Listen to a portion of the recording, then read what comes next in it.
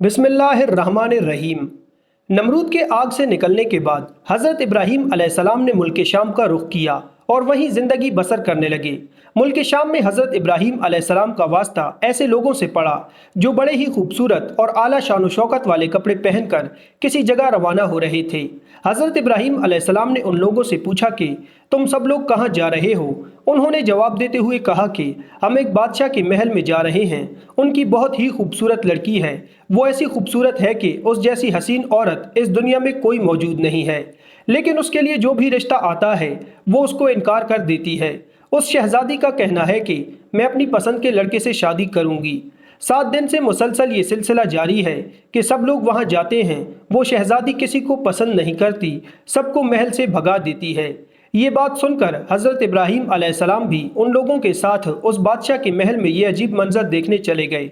जब सब लोग वहां उस महल के मैदान में आकर बैठ गए तो वो शहजादी अपनी नौकरानियों के साथ बहुत अच्छे लिबास और चेहरे को ढांप कर एक बहुत बड़े बर्तन में सोने चांदी के जवाहरात लेकर मामूल के मुताबिक सब लड़कों को देखने लगी।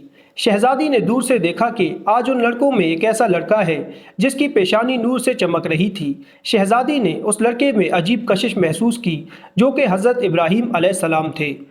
तो वो हज़रत इब्राहीम अलैहिस्सलाम के पास आई और सोने चांदी से भरा हुआ बर्तन हज़रत इब्राहीम की गोद में उंडेल दिया और वापस जाकर अपने वालिद के साथ तख्त पर बैठ गई। हज़रत इब्राहीम अलैहिस्सलाम को बादशाह के सामने लाया गया तो बादशाह ने अपनी लड़की से कहा, ए मेरी प्यारी बेटी, तेरी पसंद बहुत ही अच्छी है, तूने नेक और परहेजगार लड़के को पसंद किया है, लेकिन ये लड़का मुझे माली लिहाज से गरीब लगता है। इसलिए बादशाह ने लड़की से कहा कि ए मेरी बेटी, ये गरीब और परदेसी लड़का है, इससे शादी ना करो। वहाँ जो लोग बादशाह के पास बैठे हुए थे उन्होंने बादशाह की बेटी से हज़रत इब्राहीम अलैहिस्सलाम की शादी करने के लिए हाँ करवा दी। शादी का सारा खर्चा बादशाह ने दोनों तरफ से खुद उठाया। बादशाह की लड़की की शादी का चर्चा सारे मुल्क में आम हो गया। नाज़रीन गरामी, इस शहजादी का नाम हज़रत सारा सलामुल्लाह अलैहा था। कुछ रिवायात में ये बयान किया गया है कि हज़रत सारा और हज़रत अम्मा हवा ऐसी ख़वातीन थीं जो कि इंतहा की हसीन व जमील थीं। हज़रत इब्राहीम अलैहिस्सलाम की शादी को चंद ही दिन गुजरे थे कि आप अलैहिस्सलाम मुल्क मिस्र की तरफ हिजरत कर गए। मिस्र में उस वक्त कप्तियों की हुकूमत थी और याद रहे कि कप्तियों के हर बादशाह को फ़िरौन के लक़ब से पुकारा जाता था। कुछ लोग समझते हैं कि फ़िरौन ख़ास उस बादशाह का नाम था जो हज़रत मूसा अलैहिस्सलाम के ज़माने में था, जबकि फ़िरौन किसी बादशाह का नाम तारीख़ में नहीं रहा। फ़िरौन एक लक़ब है जो कि कप्तियों के तमाम बादशाहों के लिए बोला जाता था। उस वक्त उमर इब्नुल कैस वहाँ का फ़िरौन बादशाह था। सफ़र पर जाते हुए लोगों ने हज़रत इब्राहीम अलैहिस्सलाम को कहा, ए इब्राहीम, अपनी बीवी को साथ लेकर ना जाओ, मिस्र का बादशाह औरतों का बेहद शौकीन है, वो औरतों को अपनी हवस का निशाना बनाता है। उसने खूबसूरत लड़कियां अपने सामने पेश करने के लिए आदमी रखे हुए हैं। जो शहर भर से लड़कियां उसके पास लेकर आते हैं वो लड़कियों के साथ अपनी हवस पूरी करके उन लड़कियों को बेपनाह दौलत देता है। जब भी कोई नया मुसाफिर किसी औरत के साथ मिस्र में दाखिल होता है तो इस मिस्र के फ़िरौन के फौजी उस औरत को गिरफ्तार करके सबसे पहले बादशाह के पास ले जाते हैं और वो फ़िरौन उस औरत को कुछ रातें अपने पास रखता है और फिर छोड़ देता है। नाज़रीन गरामी, ये याद रहे कि मिस्र के तमाम बादशाहों को फ़िरौन के लक़ब से जाना जाता था। लोगों की बात को सुनकर हज़रत इब्राहीम अलैहिस्सलाम के दिल में ये बात आई कि मैं तो काफ़ी बूढ़ा हूँ और सारा बेहद हसीन व जमील है, ऐसा ना हो कि ये लोग जो कह रहे हैं वो सच हो। इस डर से हज़रत इब्राहीम अलैहिस्सलाम ने एक बड़ा सा संदूक लिया और उसमें अपनी बीवी को बंद करके उस संदूक को ताला लगाकर एक ऊंट के ऊपर रख दिया। जब हज़रत इब्राहीम अलैहिस्सलाम काफ़िले वालों के साथ शहर में पहुंचे तो शहर वालों ने संदूक को खोलने की कोशिश की। हज़रत इब्राहीम अलैहिस्सलाम ने शहर के लोगों को संदूक ना खोलने के लिए कहा और फरमाया कि तुम इस संदूक को मत खोलो, अगर तुमको इसके बदले सोना चांदी भी वसूल करना है तो मैं वो भी देने को तैयार हूँ। जब मिस्र के लोगों ने हज़रत इब्राहीम अलैहिस्सलाम की ये बात सुनी तो उनके दिल में ये तजस्सुस पैदा हुआ कि इस संदूक में ऐसी क्या चीज़ है कि जिसके बदले में ये आदमी हमको सोना चांदी भी देने को तैयार है। उन्होंने कहा, अब तो हम इस संदूक को ज़रूर खोलेंगे कि इसमें क्या है। शहर के लोगों ने ज़िद करते हुए संदूक को खोल दिया तो उन्होंने देखा कि एक हसीन व जमील औरत उस संदूक में बंद की हुई है। उन्होंने कभी इतनी हसीन व जमील औरत ना देखी थी। उन्होंने हज़रत इब्राहीम अलैहिस्सलाम और हज़रत सारा को लिया और फ़िरौन के बादशाह के सामने पेश कर दिया। जब बादशाह की नज़र सारा पर पड़ी तो बादशाह ने हज़रत इब्राहीम अलैहिस्सलाम से दरियाफ्त किया कि ये औरत आपकी क्या लगती है। हज़रत इब्राहीम अलैहिस्सलाम ने जवाब देते हुए फरमाया कि ये मेरी बीवी है। हज़रत इब्राहीम अलैहिस्सलाम का जवाब सुनते ही मिस्र के बादशाह ने कहा कि तुम अपनी बीवी को मुझे सौंप दो। हज़रत इब्राहीम अलैहिस्सलाम ने कहा कि وہ خود جو فیصلہ کر لے وہ مجھے منظور ہے۔ حضرت سارہ نے کہا کہ میں پناہ مانگتی ہوں اللہ سے۔ بادشاہ حضرت سارہ کے حسن کے بارے میں اپنے درندہ صفت فوجیوں سے آگاہ ہو چکا تھا، اور اس کی نیت جو پہلے ہی خراب تھی اب اس کا ارادہ اور زیادہ برا ہو گیا۔ اب اس نے حکم دیا کہ اس لڑکی کو نہلا دھلا کر لباس فاخرہ پہنا کر میری خلوت گاہ میں لے آؤ۔ بادشاہ ملعون کے حکم کی تعمیل کی گئی۔ جب حضرت سارہ کو تیار کر کے فرعون کی خلوت گاہ میں پہنچا دیا گیا تو آپ وہاں پر اللہ کے حضور عبادت میں مصروف ہو گئیں۔ صحیح بخاری کے حدیث نمبر 2217 میں یہ واقعہ تفصیل سے درج ہے۔ چنانچہ فرعون خلوت گاہ میں پہنچا اور حضرت بی بی سارہ سلام اللہ علیہ کی عبادت ختم ہونے کا انتظار کرنے لگا۔ حدیث پاک کے الفاظ ہیں کہ حضرت بی بی سارہ سلام اللہ علیہ نے اللہ پاک سے یوں دعا کی، اے اللہ، اگر میں تجھ پر اور تیرے رسول ابراہیم پر ایمان رکھتی ہوں، اور اگر میں نے اپنے شوہر کے سوا اپنی شرمگاہ کی حفاظت کی ہے تو مجھ پر ایک کافر کو مسلط نہ کر۔ روایات میں اس طرح بیان کیا گیا ہے کہ اللہ تعالیٰ نے اسی وقت حضرت جبرائیل علیہ السلام کو بھیجا اور فرمایا کہ حضرت ابراہیم علیہ السلام کی آنکھوں سے پردہ ہٹا دو تاکہ وہ اپنی عورت کو دیکھ سکیں۔ بادشاہ مصر اور سارہ جو بات چیت کریں وہ حضرت ابراہیم علیہ السلام خود دیکھ اور سن سکیں۔ فرعون مصر حضرت سارہ کو اپنی طرف مائل کرنے کی کوشش کرتا رہا پر وہ ہر بار ناکام ٹھہرا۔ پھر اس نے سارہ بی بی کے ساتھ زبردستی کرنا چاہی تو اللہ تعالیٰ کی طرف سے زمین پھٹ گئی اور بادشاہ مصر اپنی رانوں تک زمین کے اندر دھس گیا۔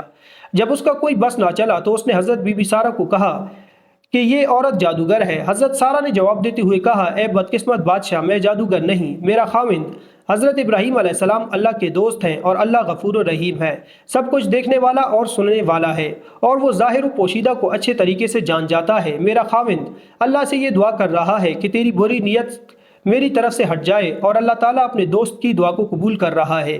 بی بی سارہ کی زبان سے یہ لفظ سن کر مصر کے بادشاہ نے توبہ کی تو اللہ نے اس کو زمین سے باہر نکال دیا۔ جب وہ زمین سے باہر نکل آیا تو پھر اس کی نیت خراب ہوئی تو اس نے حضرت سارہ کو بدنظری سے دیکھا تو اللہ پاک کے حکم سے اس کی نظر جاتی رہی۔ جب وہ آنکھوں سے نابینا ہو گیا تو اس نے حضرت سارہ سے کہا، اے بی بی، میرے لیے اللہ سے دعا کرو، میں ہمیشہ کے لیے اس بدکاری کو چھوڑ دوں گا۔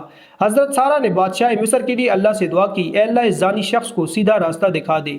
اللہ پاک نے حضرت بی بی سارہ کی دعا کو قبول کرتے ہوئے اس کی آنکھوں کی بینائی واپس لوٹا دی۔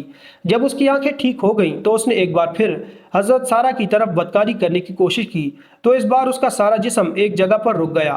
اس نے پھر حضرت بی بی سارہ سے دعا کی درخواست کی تو حضرت سارہ نے جواب دیتے ہوئے کہا، اے بدقسمت، تو اپنی حرکتوں سے باز نہیں آ رہا، یہ سب دعا میرے خاوند کر رہے ہیں، اب ان کی ہی مرضی ہے کہ وہ تیرے لیے دعا کرتے ہیں یا نہیں۔ مصر کے بادشاہ نے حکم دیا کہ حضرت ابراہیم علیہ السلام کو میرے سامنے لایا جائے۔ حضرت ابراہیم کو مصر کے بادشاہ کے سامنے لایا گیا۔ ملعون نے حضرت ابراہیم کو کہا، اے ابراہیم، میرے لیے دعا کرو، میں بہت ہی بے شرم انسان ہوں، میں نے تیرے ساتھ بہت ہی برا کرنے کی کوشش کی۔ حضرت ابراہیم علیہ السلام نے فرمایا، یہ سب کچھ میرا خدا کر رہا ہے جو بڑا رحیم اور کریم ہے۔ بادشاہ نے اپنی بیٹی حسین و جمیل سارہ کے سامنے پیش کر دی اور کہا، اے اللہ کی نیک بندی، میں تم کو بی بی ہاجرہ شکرانے کے طور پر بطور ہدیہ پیش کرتا ہوں۔ جو گناہ مجھ سے ہوا ہے تم مجھے اللہ کے واسطے معاف کر دو۔ روایات میں ہے کہ حضرت ابراہیم علیہ السلام حضرت سارہ اور بی بی ہاجرہ کو ساتھ لے کر کنعان کی طرف تشریف لے گئے۔ حضرت سارہ راستے میں حضرت ابراہیم علیہ السلام کو سب گزرا ہوا وقت بتانے لگی تو حضرت ابراہیم علیہ السلام نے فرمایا، اے سارہ، تم بے فکر رہو، اللہ نے میری آنکھوں سے پردے کو دور کر دیا تھا، میں آپ اور مصر کے بادشاہ کی ہر بات کو سن سکتا تھا اور آپ دونوں کو دیکھ رہا تھا، اس لیے تمہیں کسی بات کو بتانے کی ضرورت نہیں۔ روایات میں ہے کہ اس کے بعد حضرت سارہ نے حضرت ہاجرہ کی شادی حضرت ابراہیم علیہ السلام کے ساتھ کر دی۔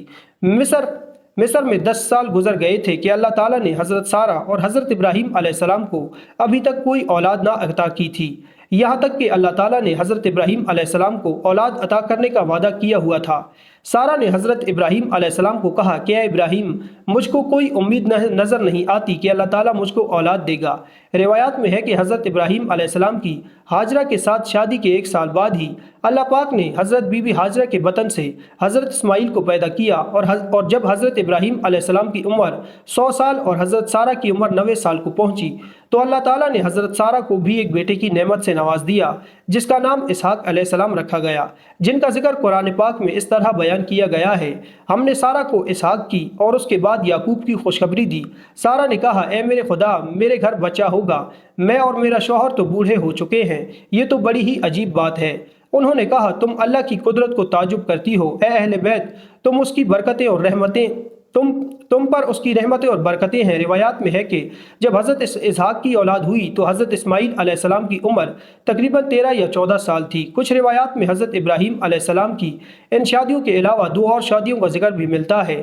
حضرت ابراہیم علیہ السلام کی 4 بیویاں تھیں۔ محدثین نے لکھا ہے کہ حضرت سارہ کا جب وصال ہوا تو حضرت ابراہیم علیہ السلام نے تیسری شادی کر لی۔